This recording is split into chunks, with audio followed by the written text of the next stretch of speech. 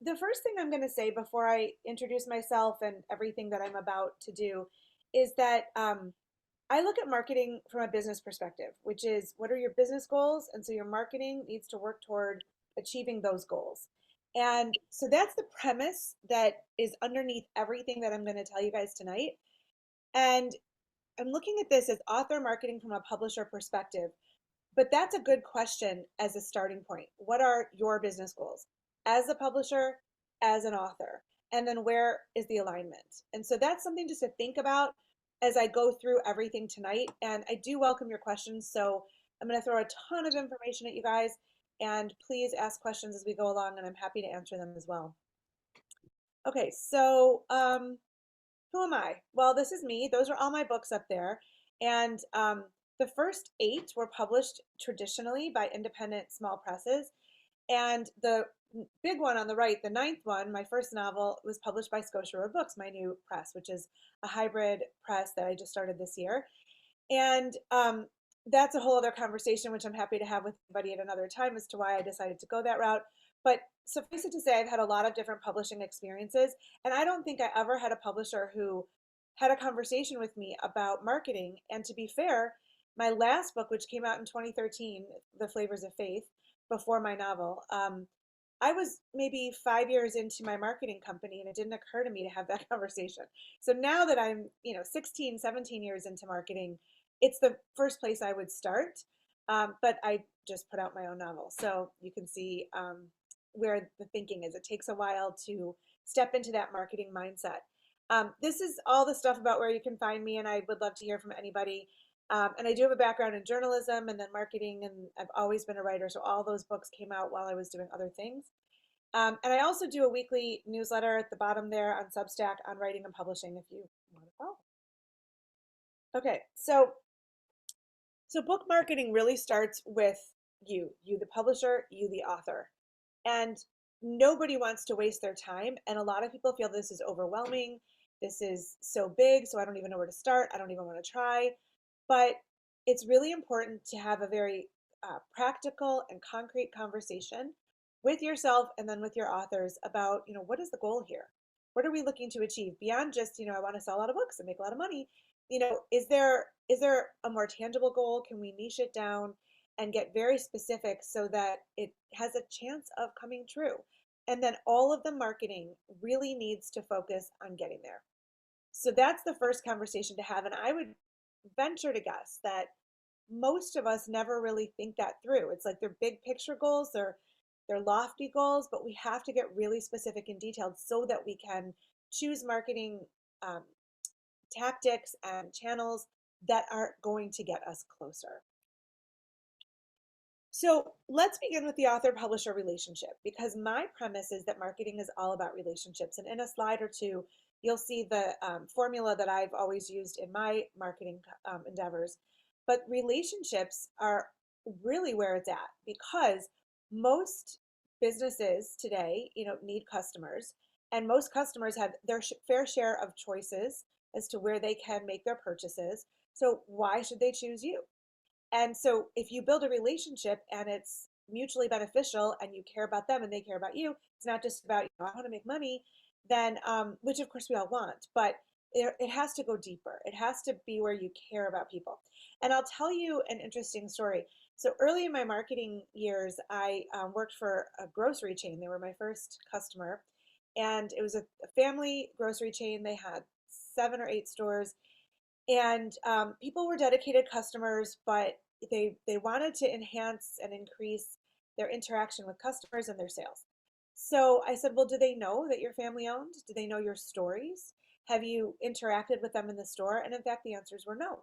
So we really began this whole storytelling campaign to deepen the connection with customers that already were loyal, and it worked. We had in-store events. We put out, you know, flyers and newsletters and emails about, this is my grandmother's recipe and it's at the meat counter, or, whatever. And it made it very personal. And people started sharing, and it became more than just a grocery. And so I share that story because any business, including publishing, can have that personal element. And actually, I would argue that we need to, because today we have this illusion of connection with social media and digital communications, but we're really more alone than ever. And so if a business, if a publisher, if an author actually has as part of their brand that they care about you, then you're really going to appreciate them that much more, and you're going to be quick to buy whatever comes out, all their new releases. So these questions are pretty deep and they need to be asked both at the publisher level and the author level. Like, why did you write the book? Why did you choose to publish it? What kind of impact do you want to have on your readers? What's the long-term vision here beyond just it's a really good book? And this is something that I think we all need to think about, because that that depth of context is what is going to make you stand out from the crowd and really put all of your titles above the rest. So some of the keys to successful marketing are a consistency of message, which means you need to know your story really well. You need to have a succinct brand that is consistent, and every single channel you show up on, whether it's social media or your e-blast or your website or a media interview or whatever it is, it's the same words, the same concepts. You really have to train people how to know you. So this is how to know your publishing house, how to know the author. Who are you? What should they know? And it's up to you to teach them. And so the language needs to be consistent, it needs to be clear, it needs to be direct. It can't be lofty or vague. It has to be very specific.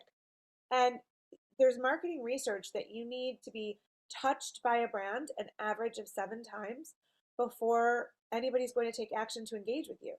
So that means they need to see you and hear about you in an average of 7 places before they're going to engage. And that means that your story needs to be consistent every time, so they really, really know who you are, what you offer, and why it's for them. So there's some patience in this as well as perseverance, because marketing is not a sprint, it is a marathon, and it's just repetition of message and effort over time. A lot of people will say, well, I need to make this much money in this much time, and so this is why I'm doing marketing. Well, over time, you definitely will make more money. You'll sell more books. You may attract more authors, whatever it is, but it's going to be over time, and you just have to be in for the long haul. So here's the formula that I promised you, and this is the formula that I've always used in my marketing endeavors, and it really comes from my journalistic background. So it's that storytelling plus relationships plus higher purpose equals growth. And the higher purpose is really the first thing, even though it comes last in the formula, because it's the why. Why are you doing this? Why are you publishing books? Why are you writing books? And of course, we want to make money at what we're doing, but there has to be something more. Is it connection? Is it education? Is it community? In some way, do you want to help people? That has to be at the forefront, and that informs your story, which you want to articulate. I work with a lot of my marketing clients on what I call foundational messaging. So foundational messaging is sort of like your core content, 5 to 10 paragraphs, that is the heart of your story. It might include your origin, your inspiration, your growth over time, what you specialize in, any of that stuff. And you really spend time developing the words. We're all word people, let's admit it. So it's a really fun process, at least for me. And then you take from those 5 to 10 paragraphs in everything you're doing. So in your social posts, in your e-blast, wherever you are, so that it's the same concepts, the same words that are coming up again and again. Once you have that story that's driven by your higher purpose, you then use those important concepts to connect with your audience. And that's where the relationships come in. You really have to look at marketing as a relationship endeavor. And think about how relationships build. So if you make a new friend, if you meet somebody and you think you have a lot in common, maybe you meet for coffee, and then maybe you get together again. But like if you start calling them every day, they're going to freak out. They're going to be like, oh my gosh, stalker qualities here, right? So you want to build your relationships with your customers and your authors in the same way that you would any other relationship. Over time, give and take, gradual. You don't come on too strong, but you don't wait too long either. And so you really have to look at it with the same patience that you would bring to any other relationship, because you want it to be long lasting. And the only way to do that is by showing that you really care and that you're interested in them so that they can be interested in you as well. There needs to be that mutual benefit. Hold on, let me take a sip. I've been on Zoom so much lately, and I think it's actually affecting my voice, even though it's like right here at the screen. So apologies. Okay, so once you understand how to approach marketing, let's make it easy. Because one of the things I hear the most from authors is that it's just overwhelming. Like they just don't want to do it. I want to write books. I want to put books out there. I'll go talk about my book, but I don't really want to spend time on marketing. Well, that's nice. That's a nice lofty dream, but the reality is that all of us, publishers and authors alike, have to accept that marketing is here to stay and it's a necessary evil. I don't think it's evil, but a lot of people do. But it's necessary in order to have growth. That you can write the most wonderful book and produce it so beautifully. And if nobody knows it's there, what good is it? So you have to look at marketing as a way to bring something valuable to your audience. And that's the thing. It's not selling, it's it's bringing value. So changing that mindset I think is really important as well.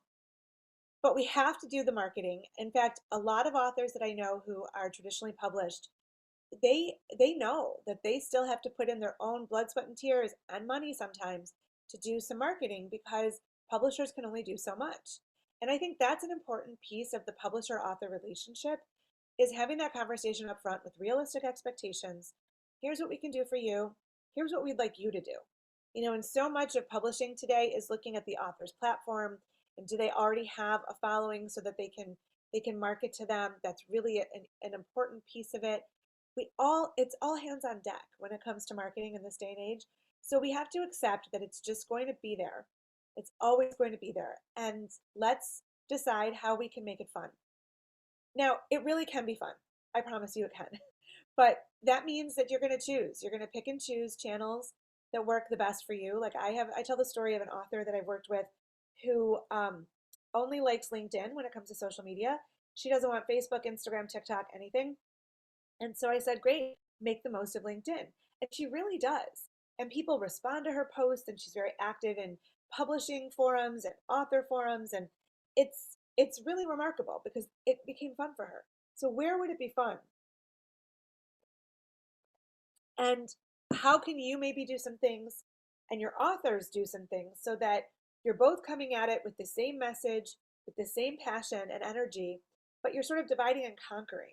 That's where this partnership between publisher and author is so important. Because if they're like great at TikTok and you love to send out email blasts, well, that's great. Those are compatible. And maybe they have an email list too, and so you can send to each other's. That way you grow both of your audiences. So that where are the synergy points and where can you collaborate to make it easier and spread it out across platforms? So when I say marketing can be fun, here are a lot of channels that I'm going to talk about for a little bit. And I just advise everybody to start small. So yes, you can be on all these things. And of course, as a marketer, I would say you should be on all these things, but that is a lot to take on. So I usually say start with one and then build from there. So once you get your website and it's set and you love it and it's beautiful and you know how to manage it, okay, now I'm going to work on social media. And let's say you just start with Instagram. You don't want to do all the channels at once. You just want to start with one, get really good at it, and then it's just second nature. So can you add on from there? I think that's a way to make marketing manageable and not overwhelm yourself. I also like to do batch content. So for example, for social media, which could eat up your time and it's the least likely way you're going to sell any books, I would say like I do content a month at a time. I do the same content across channels, which there's good and bad to that, but it's a choice. And I schedule it on scheduling platforms so that I don't have to be bothered with it. Like once it's done, I'm done for the month and then I can come back to it. And I use content over and over. So there's certain rules, like, and that's also for the repetition of messaging, but there's certain rules, like on social media, if you have an evergreen post, something that is not time specific, you can repeat it every 8 to 12 weeks. And so, if there's something about, the practice of writing or here are your, most recent releases, you could probably repeat that a few times. I usually take content from like a meatier place, like a blog or a newsletter, and I chunk it out into social media posts. So that way I'm not reinventing the wheel. I'm not having to write multiple different marketing messages. I'm using one thing over and over again in different ways so that my audience will see me in those average of 7 times and get the same message consistently, but I'm not killing myself to do extra work. Um, I am actually a really big fan of events, which I know we're post COVID, so it's easier to do it now. But of course, we are so Zoom adept that we can do virtual and in person. And I like that because you actually get to talk with people one on one, less so on Zoom or online, but you still get to. I'm hoping to hear questions from you guys and we can have a conversation. But it's definitely a more intimate setting than, like, say, on social media. So for my novel that came out in September, I'm really focusing on in-person events. And there are other things that I'm doing. I'm posting on social media. I've sent out lots of newsletters. All different things. I had a whole media campaign where I was on TV and in print and radio and all that kind of stuff. But I'm really, for the long haul, doing in-person events because I think that's the most bang for the buck. People buy books when they're in person. They're faced with you and they get to know you and they want to buy the book. But also you start to have a relationship. And, it's great to have business cards from the publisher, but also from the author that you can say, let's have a conversation, and there's ways to reach you. So I think that the relationship piece really needs to transcend your marketing and think about where would you build relationships that will have longevity for you and for the people that you're getting to know. I mentioned media, and I would say that that's under other outlets. Um, so what I've listed there is, guest essays and op-eds. That's a way that you could write a piece in your voice about a trend, let's say, in the books that you're publishing, and put it in a local paper so that it starts to bring some awareness, and you could chunk that out and use it for social media. But there's also media relations, which I don't have as a box here, but I probably should. Um, and I love media relations, but I also hate it in a way because it's a lot of effort. And of course, it's very sexy to be on TV or in the newspaper. But, the most likely way that people take action to engage with you is because somebody they trust makes a recommendation. So when a friend of mine says, hey, you got to buy this book, I go buy it. And that's really, it works on all of us. And so that's why the in-person events, I think, are so powerful. Media can be great and it's not that hard to do.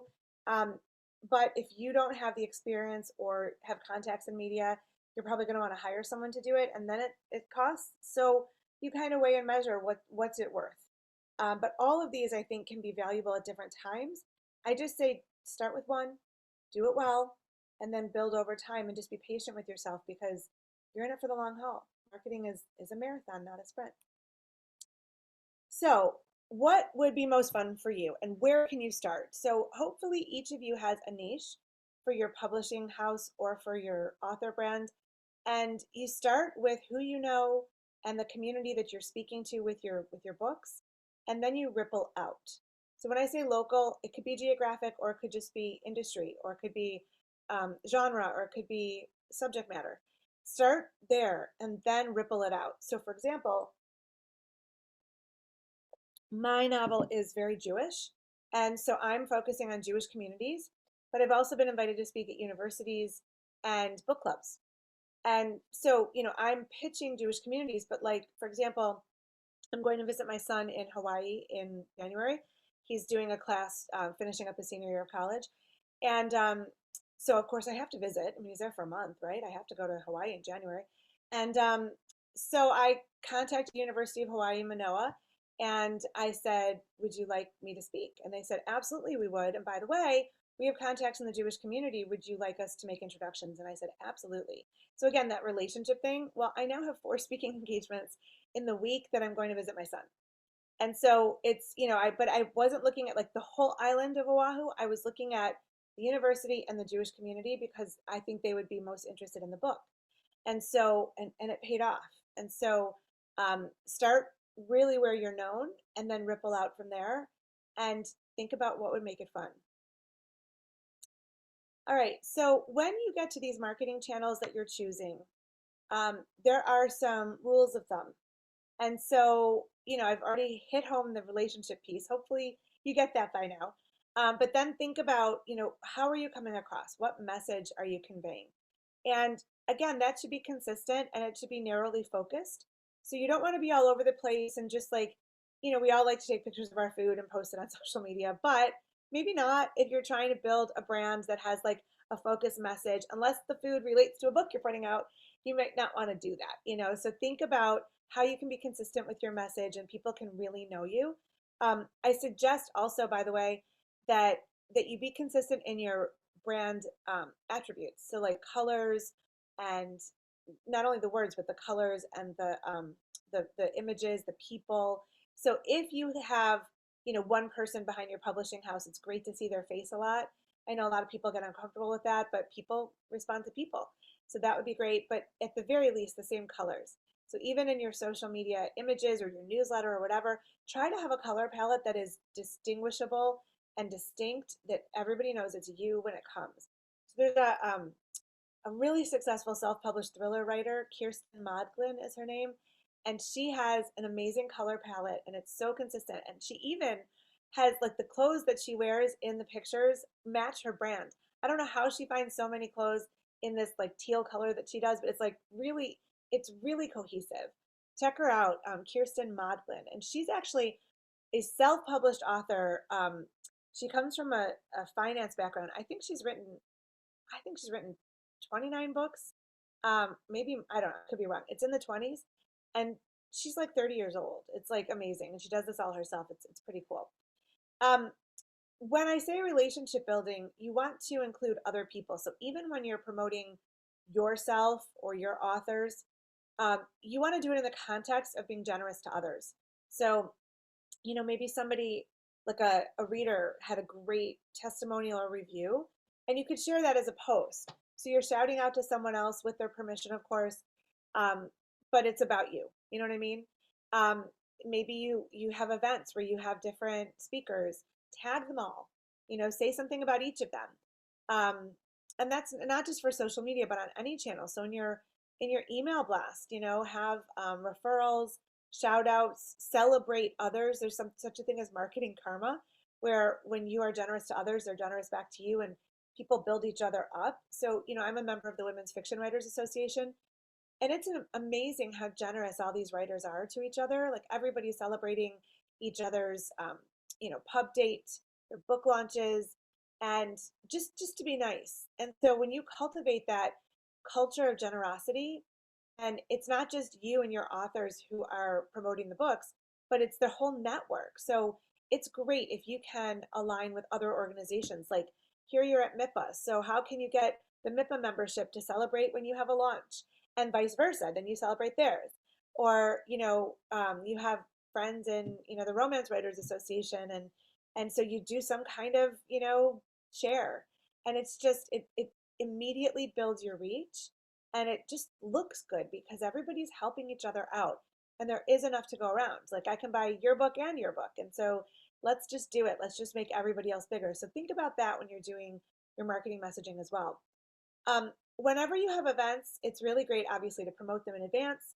But then maybe if you can do some like live streaming or tweeting when you're at an event, and then afterwards you want to celebrate with photos or video or any of that kind of stuff. So I think getting the most use out of any particular event is going to take you further. So just think about that before, during, and after. How can you um, spin this in a couple different ways so that you can get the most use out of it? And again, that cuts down on your time for marketing effort as well. And then really understand who you're speaking to and how and when they're engaging. So any kind of analytics and insights that you can take a look at really will help you with timing and understanding which marketing efforts are worth your time and which ones may not be. And then when you know who you're marketing to, it's much easier to speak to them because you have like a person in mind. A lot of people will have like an avatar of their audience in their mind. Like, this is who my ideal reader is. And that helps when you're creating your marketing content because you can picture them and you can have a conversation directly with them. So think about, you know, how narrowly can you shape your audience so that you can really reach them incredibly well and they will listen. All right. The other thing to think about is that you really can't do everything in marketing. Like I showed you all those channels, and so your head starts to swim, and I understand, but you just can't do everything. So how do you decide? This goes back to what is comfortable for you and what is really outside of your wheelhouse. So whatever you feel you can do or you could learn with a little bit of, study or a little bit of practice or maybe just somebody coaching you, that's what you want to take on. And then if there's a channel that you really need to be on, but it's just so outside of your depth, maybe you have a budget to hire someone to help with it. For my book launch, I hired, I have people on my team doing media pitching, but I pay them. So obviously that was an expense. And then I hired a podcast publicist actually to work with me for a full year, not just for the launch, because I felt like it would be worthwhile in the long run to have that sustained exposure. And so that's an expense. And I just knew that I have experience in media pitching, but not as much in podcasts. I also don't have the time. And so I would rather just give the money to somebody else and have them do a really good job. And I checked my budget and I had it. So what can you do that's comfortable? What can you learn that feels doable? And what should you really outsource? Sometimes we have to. It's just a fact of it. I think I see a question. Is that right? Oh, podcast publicist. Yeah, really, she's great. I will actually share her name in the chat, um, and and her company name too. And they're like amazing. So, Lynn, so she only works in that medium though, only yes, podcasts? yes, Wow, and she has a book coming out about this too, that's cool. from like a major New York Big Five publisher. So she's really, really good. And boy, like be careful what you ask for. You might just get it because I negotiated with her how many hits, how many podcasts I wanted her to land for me each month, and she keeps doing it. And why do you think my voice is like this? Because I keep being interviewed on podcasts. So she's really good at what she does. All right. So I said in the beginning, mutual benefit, and it's really, really important. So think about where is the alignment? Obviously, if you're taking on an author, you already think that it's a fit. But really look at what's the author brand and what's the publisher brand. And if you haven't done a branding exercise to answer some key questions about who you are, what you do, and why, it's a great time to do it. It could be a really fun exercise. So I just give as examples here my author brand and my publisher brand. There's some overlap. It's not all overlap, but as my author brand, I decided that I was going to focus on um, compelling Jewish characters in my novels. So they're not all very religious, but there's always something about Jewish identity in the books. And so that's my author brand going forward. And if I look back at my nonfiction books and my poetry collections, Jewish identity is cropping up in there anyway. So it's something I've always been doing. So Scotia Road Books is a hybrid press for women over 40 with strong voices that need to be heard. And I'm definitely a strong voice. I'm definitely over 40. But I felt like, that is something that I'm seeing in both what I write and how I write, and then who I'm serving as a publisher. So you want to have that alignment so that you can be on the same page when you're doing marketing together. So I would ask you, what is your brand identity? And do you have a niche that you are fitting into or filling a market need? And if not, do you think maybe you could take a look at your titles and back yourself into it in a way? Um, how do you pick authors? Do you look at their brands and really think about how they align with your values of your publishing house? Where's that intersectionality? And I would have conversations before you ever take on an author about how you're going to work together to do this marketing. What are the expectations? I mean, I would actually think about what are you willing to do? What do you expect authors to do? And put that in the contract, put that up front. This is our relationship, and this is how we're going to work together, and this is how we're going to do things separately. And just be really clear up front because then there's no surprises. And people can all decide, yes, I'm in, or, I don't know that I am. And that's okay. So I think these are really important questions that everybody needs to look at. So I don't think that you have to kill yourself with marketing. And in fact, I would rather spend my time writing and doing other things. So I don't want to spend all my time marketing. So I build a schedule for myself where I do like a half day of marketing effort each week. And I have a marketing plan that I do by year. So it's a 12-month plan. And I usually encourage people to do that. And, each year just revisit it again. I usually do it in December, taking a look at the year to come. And I have a plan for what I'm going to do when. I have an editorial calendar for subjects and all those types of things. And then I get it done in very efficient ways so that it doesn't overtake everything else that I want to do. But it doesn't have to be, like I said, a big, huge, grand thing. It can be in small ways to deepen relationships with people who are your audience and are going to continue being your audience. So, for example, I'm mentioning on the slide here my friend Elizabeth Gowing. She's an amazing, amazing person. She's British, but she's based in Kosovo, and she's an author who's had two books traditionally published and four that she has published through her press, which is called Elbow Publishing. And she and her partner Robert Wilton. He's also an author. They started this press together. So they've published both of their books and some together, but also other authors as well. And it's interesting because she does a lot of travel books, and she does um, all these speaking engagements in the UK where she was accepted into this whole speakers network. They're always, I guess they have lots of programs where they pay speakers and they're always looking for new topics. And it helps if you have a book, but it's not necessarily about the book. It's about maybe what you researched or experienced to write the book. And so she probably sells more books and makes more money from those speaking engagements than in any other marketing channel.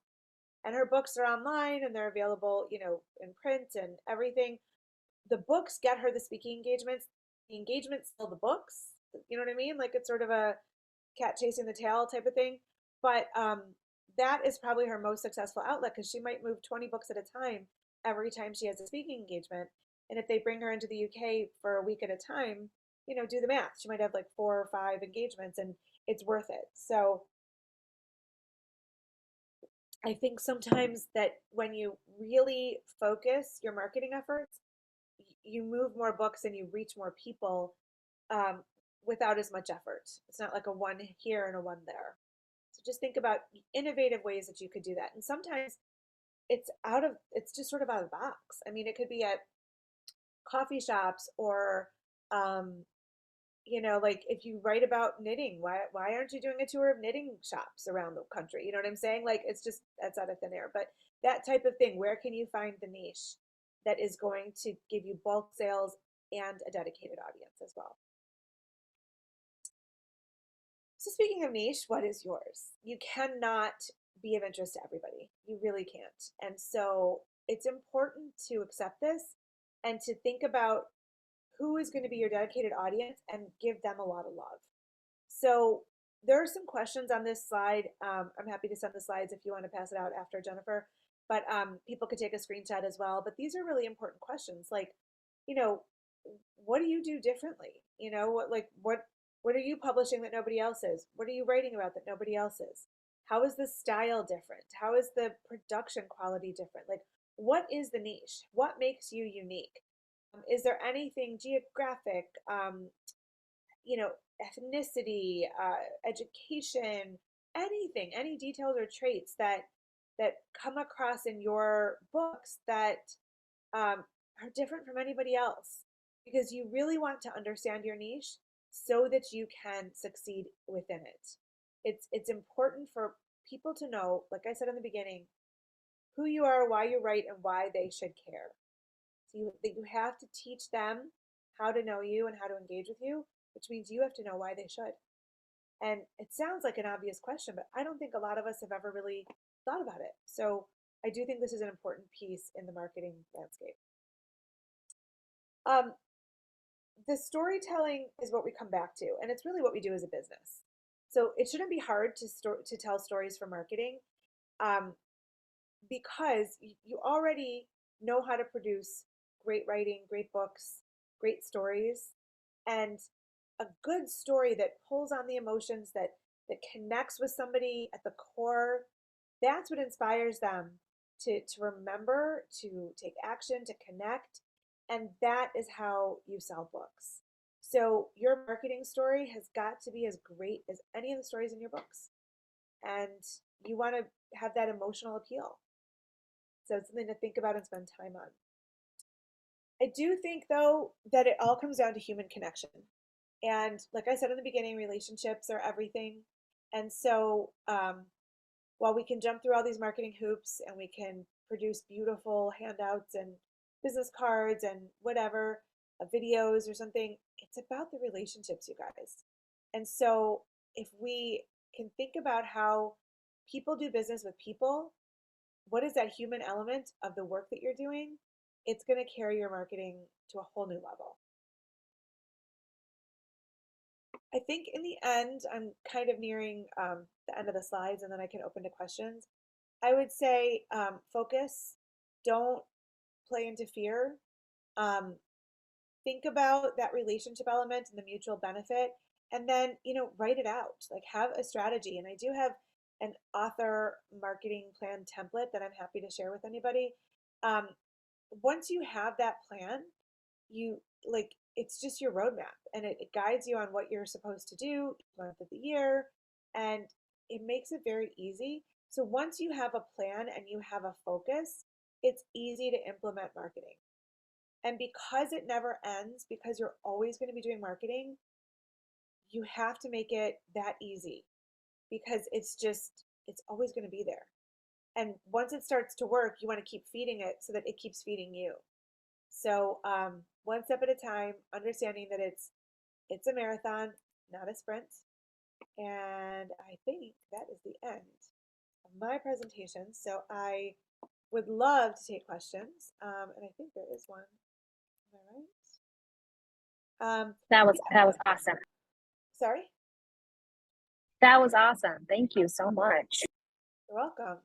I'm going to put my email in the chat. If you want the slides or the template, just reach out to me, and I'm happy to send them to you. And I'm always open to talking about, questions or whatever. I don't do marketing plans for free, but I will answer questions as you're working on yours. So for sure. Lynn, I have a question.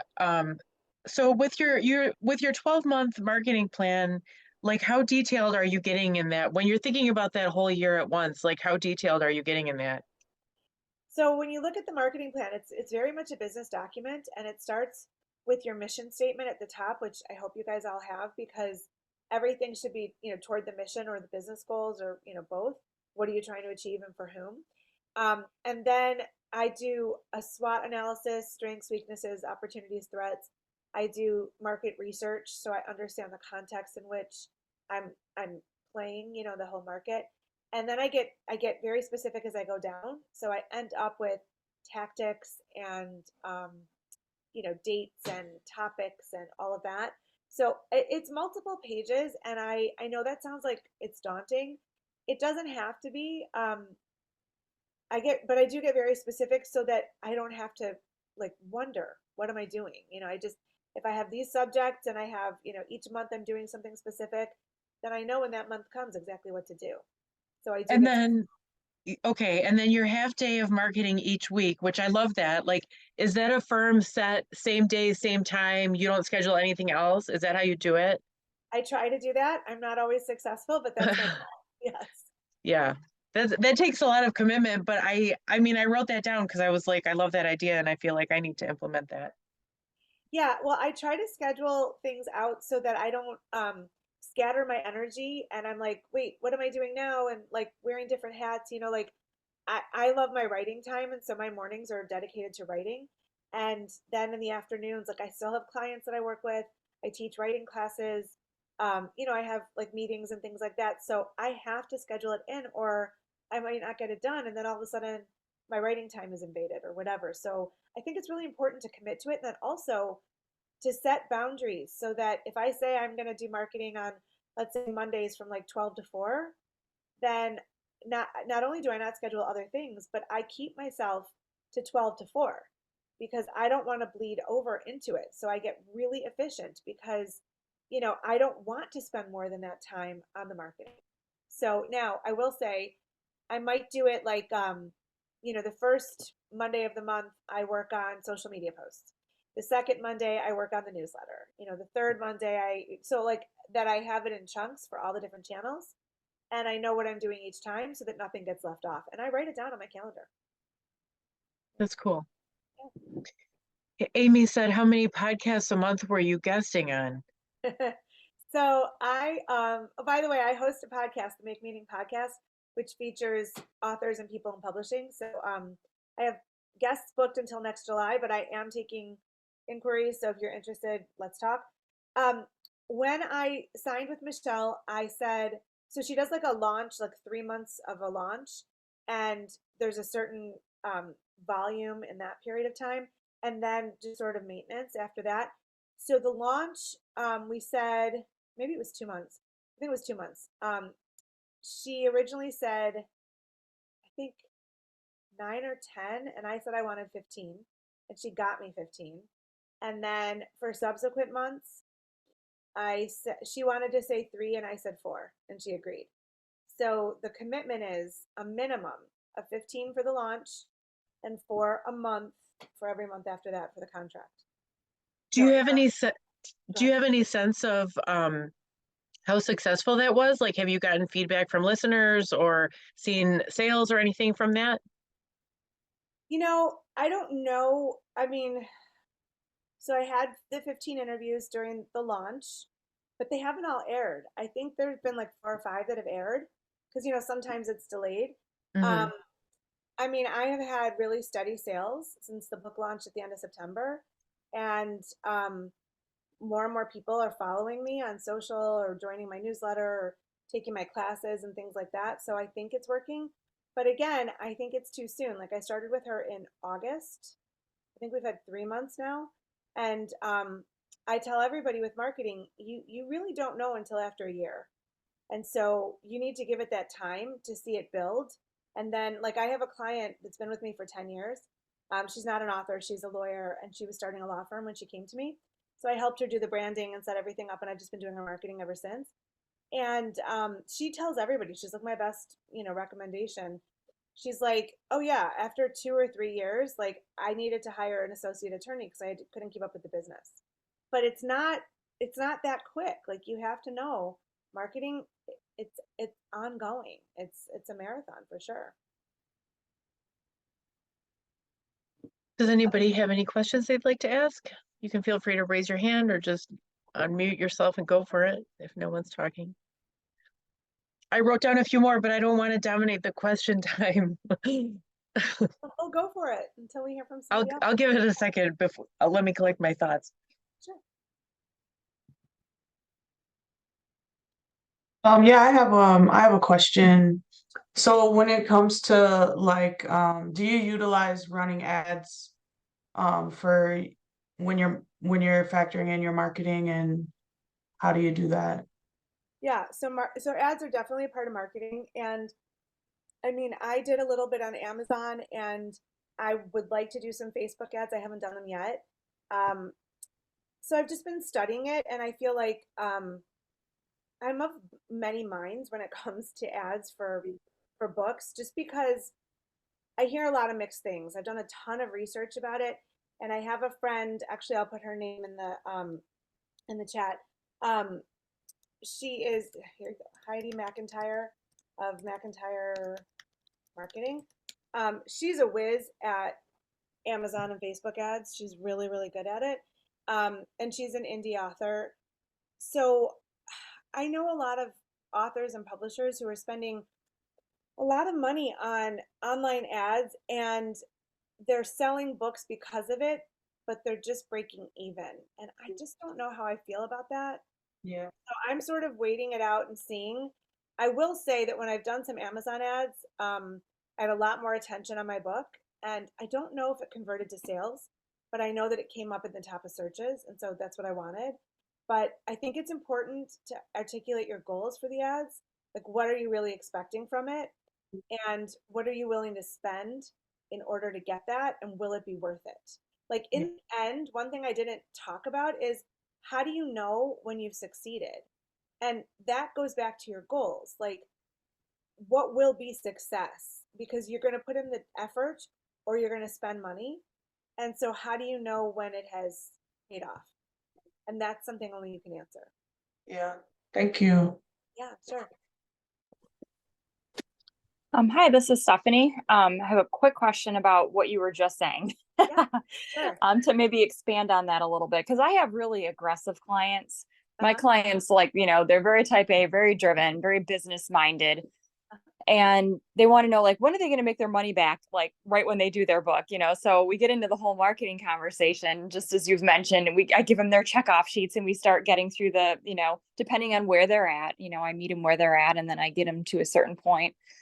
But it's like, how do I like keep them kind of like what you said? I do go with their overall goals to make sure they understand when they're successful. I do that same thing as well. But like, I feel like they don't want to do anything that isn't going to make them money. And so I'm constantly searching for the answers to make that better and better and better, and put those types of things on their checkoff sheets versus maybe legitimate author things that they should be doing. So I strike a difficulty balancing that and keeping them motivated to keep moving forward so they do have success. Well, that's a tough question, Stephanie, because one book is not necessarily going to make the author money. I mean, the way that authors make money from books is by writing book after book after book. And so, whether they're traditionally published or self-published, that's all I hear over and over. So in 5 years' time, if you've committed to writing multiple books, you will start to see the rewards. But you have to give it that time. And so, over the years, I've had marketing clients who are like, well, am I going to make back what I'm paying you in marketing? And I'm like, no, that's not how it works.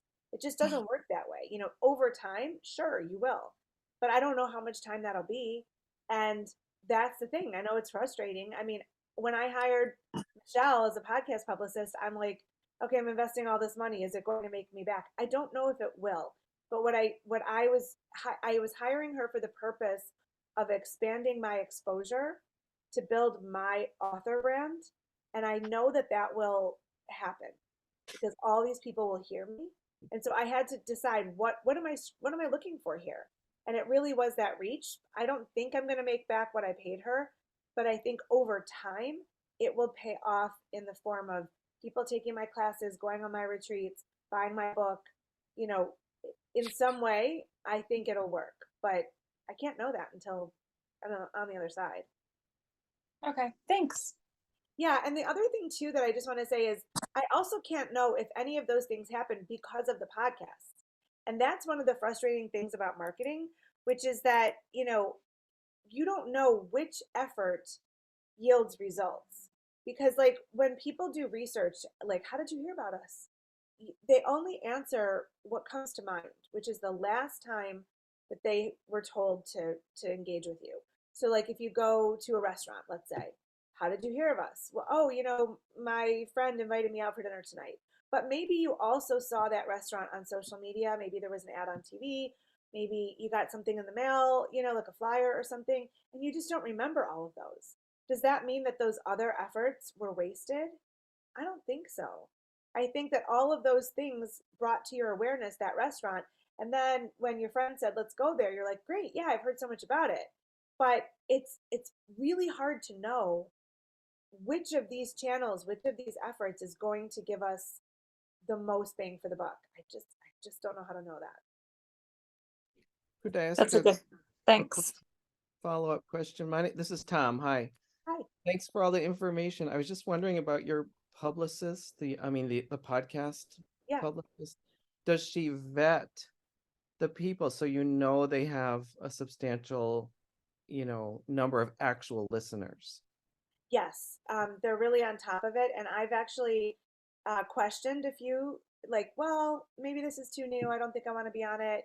So I don't just take everything that she sends to me, although I'm pretty open. I'm always like, well, if they think it's a good show, then sure. But there have been a couple times that I've said, oh, I don't think this is a fit, or they're not big enough, But I think we also have to be a little humble. Like sometimes a new podcast can actually have a lot of reach, and sometimes we're not going to get on the big ones. And so we just have to be realistic about, what is going to happen. So I'll talk to anybody because I feel like you just never know where that relationship will lead.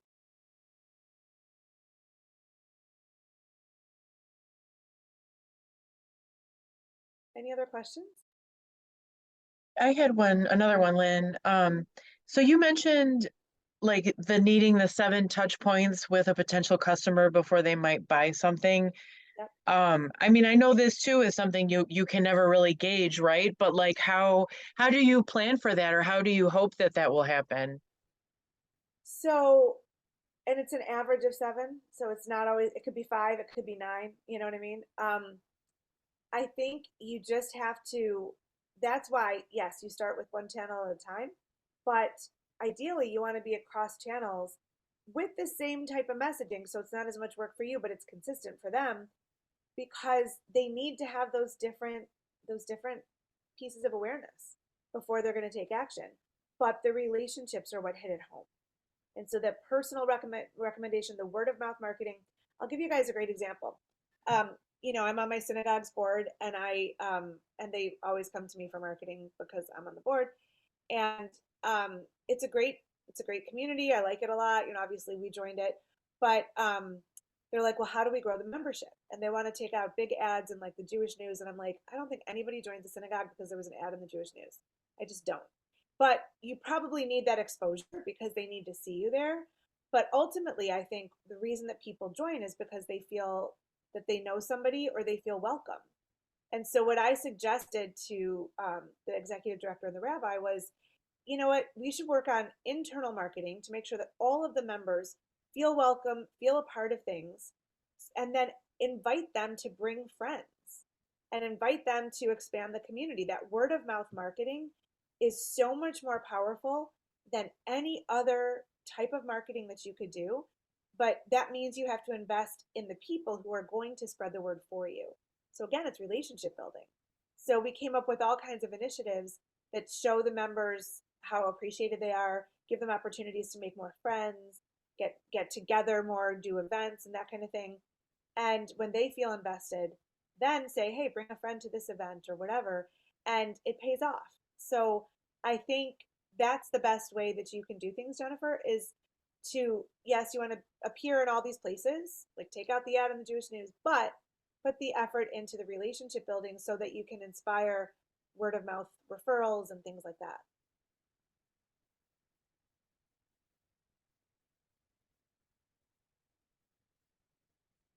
Okay, sort of on the same around the same time you were talking about that, you mentioned with social media, like how we have this illusion of connection with each other, which I think that's the phrase you used. That's what I wrote down. Yeah. But how, I mean, do you have any advice for overcoming that, or like, connecting to your audience despite like, you know, everyone has the attention span of a gnat and that kind of thing?